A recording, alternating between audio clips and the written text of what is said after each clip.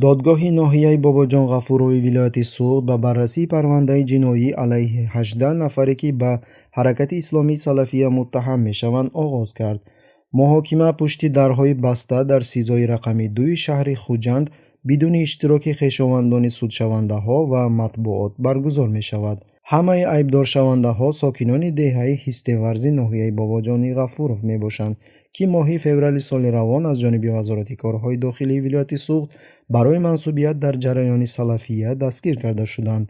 яке аз айбдоршавандаҳо маъюби гурӯҳи якум аст. хешовандонаш ӯро ҳар рӯз бо замбара ба толори суд меоранд. модарони айбдоршавандаҳо изҳор намуданд ки иттиҳомот алайҳи писаронашон сохта аст ва онҳо ба ҳеҷ гуна ҳаракати иртибот надоранд. ҳама далелҳои айбдоркунӣ ба гуфтаи модарон зери шиканҷа дода шудааст. яке аз айбдоршавандагон дар додгоҳ шоҳидӣ додааст ки пас аз боздошт ӯ зери шиканҷа ба эътирофи худ имзо гузоштааст. хешовандон инчунин изҳор доштанд ки ба ҳимоятгарон танҳо баъд аз 5 рӯзи боздошт иҷозаи мулоқоти мизоҷон дода шудааст. суд ҳамавақт дар давраи шӯравиам ва имрӯзам он чизе ки прокурор мегуфт онро гӯш мекардам. ин ба гуфтаи раҳбари созмони ҳифзи ҳуқуқи перспектива плюс ойниҳол бобоназарова, ин як таҷрибаи густардаест ки вақте ки боздоштшуда бори аввал дар ҷараёни тафтишоти пешакӣ барои ба даст овардани иқрори худ шиканҷа мешавад ва танҳо пас аз он ба ҳимоятгар иҷозат дода мешавад ки бо зерҳимояи худ мулоқот кунанд. истифодаи шиканҷа аз ҷониби мақомоти тафтишоти пешакӣ ва бадрафторӣ бо боздоштшудагон як мушкилии паҳншуда дар Тоҷикистон мебошад.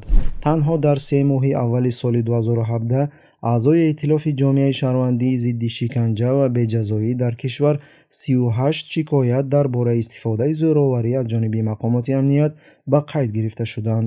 ҷабрдидагон мавриди шиканҷаи ҷисмонӣ қарор гирифтанд, аз ҷумла латукӯб бо бастани пой ва дастҳо, гузаронидани қувваи барқ аз нохунҳои даст ва закар, латукӯби сар ва гурдаҳо ва рехтани оби хунук аз болои сар. аммо на ҳама ҷинояткорон ба додгоҳ мерасанд ва аксар вақт парвандаи ҷиноӣ на тибқи моддаи 143 қисми 1 кодекси ҷиноятии Тоҷикистон яъне шиканҷа, балки тибқи моддаҳои дигар сӯистифода аз мақоми хидматӣ, баромадан аз ваколатҳои мансабӣ ё бепарвоӣ баррасӣ мешаванд. системаи адлия дар Тоҷикистон тавре амал мекунад ки боздоштшудагон ягон имкониятӣ надоранд ки шиканҷа нисбати онҳо содир шударо исбот кунанд. ҷо як утоқе ҳаст ки кормандони шӯъбаи кофтикоб дар он ҷо. фаъолони ҳуқуқи башар худи далели муттаҳам кардани шаҳрвандони кишвар ба ҷараёни салафияро ки гӯё ин як ҷиноят аст, интиқод мекунанд. таъқиби сокинон бо мавқеи фаъоли динӣ як қадами дигари режим барои татбиқи стратегияи худ барои пешгирии эҳёи исломи сиёсӣ дар кишвар мебошад. اینو کمدی نیافتن. انا با خود سر سوشه هم به کار سخته کرد. یعنی فرمایشی کارو باید که نترمه.